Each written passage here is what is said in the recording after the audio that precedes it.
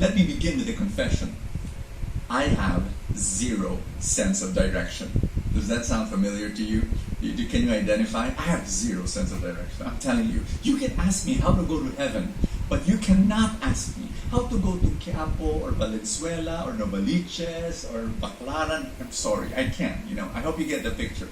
But my wife is amazing. She is a walking GPS. Her sense of direction is phenomenal. No wonder she found her way towards me. Let me tell you about this. One day we were in Tokyo, and we were in a very familiar spot. Like, I've been there a number of times, so I kind of knew, and I got cocky, and I was leading the way, and then we were going to this coffee shop that we wanted to go to, and I said, "Sweetheart, it's in this direction. Let's go." And she shook her head, and she said, "No, it's in the other direction." Because I was so certain, I said to myself, "This is it! For the first time in the history of the world, I'm right and she's wrong, and I'm going to prove it." So I insisted. I said, no, sweetheart, it's over here. That coffee shop is here. And so we argued for about 60 seconds. And after 60 seconds of arguing, she shrugged her shoulders and she said, "If you want to go there, go ahead." She made me lead the way. And so I led the way. What happened? 29 minutes later of walking in the wrong direction and being lost in Japan and wondering, are we still in Tokyo? I'm exaggerating. It was crazy. I looked at her and I said, "Sweetheart, this is your fault why we are lost. You did not stop me." And she said, "Ay, nako, ewan ko ba." We were both laughing. But I can't translate that in English. I'm sorry, I can't. But so here we go. I just want to share this with you. Why did I share you that story? Because I believe that it perfectly represents our relationship with God.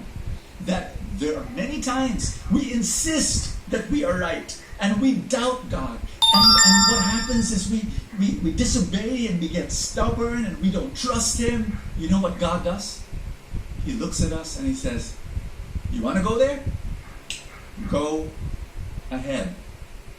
So what happens is that he basically says, okay, God lets us have what we want. And that's scary. That's absolutely scary. But the great thing about God is He's also like my wife, because even if we're walking in the wrong direction, God is still tailing us.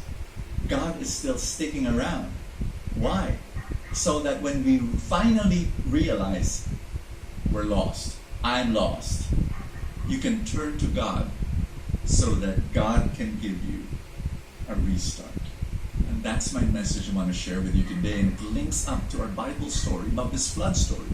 I want you to know my first reaction when I was reading this flood story narrative. Noah's Ark, flood, great. My first reaction was this. Man sinned so much that God had it. His patience wore off. And what He did was He got His big stick to punish us. And that big stick was the cataclysmic flood. I want you to know that Bible scholars who analyze Genesis and the entire Scripture will tell you that this story has a different meaning and a different message, and that's what we're going to unlock today. I want you to know when God created the world, He created it by separating chaotic waters from land. And so there was waters below the land and there was water above the dome. And so the universe, in their ancient worldview, the universe existed because God was holding off the chaotic waters. So that's why the flood happened this way. I'm going to read chapter 7, verse 11. All of the underground waters erupted from the earth, and the rain fell in mighty torrents from the sky. What does that mean? That meant that the chaotic waters under the earth and above the dome merged with earth. I'll tell you why. Are you ready? Because the flood is a de-creation. Now I want you to look in your personal life. Doesn't that happen also? Do you see decreation happening in your personal life when you lie, cheat, violate your moral code, harm yourself, harm other people? Sin is welcoming chaos back into your life because sin is decreation. Let me shout this from the rooftops. Are you ready? I believe that God lets us have what we want. Why? It's out of His compassion that this, hopefully, will wake you up for a new restart. You see, man was destroying the world, and what God did in the story was He accelerated that destruction that was already taking place so that the world will be ripe for that restart. I hope I'm making sense to you. At the end of the day, sin is our worst punishment. Sin itself is its worst punishment. Because when you allow evil to enter your life, it consumes you. And so evil will make you less human. Evil will make you act like an animal. I remember the story of this priest, an amazing story.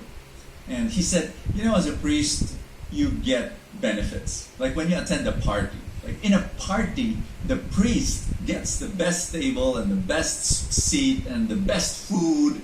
And he says, if there's pansit, sa pare ang atay. That means that the priest gets the liver in the pansit or in the Philippine noodles. He said that, he gets all the best, including best drinks. And that's why he said, according to him, he became an alcoholic. And he got out of control. He thought he could control it, but then it became out of control. So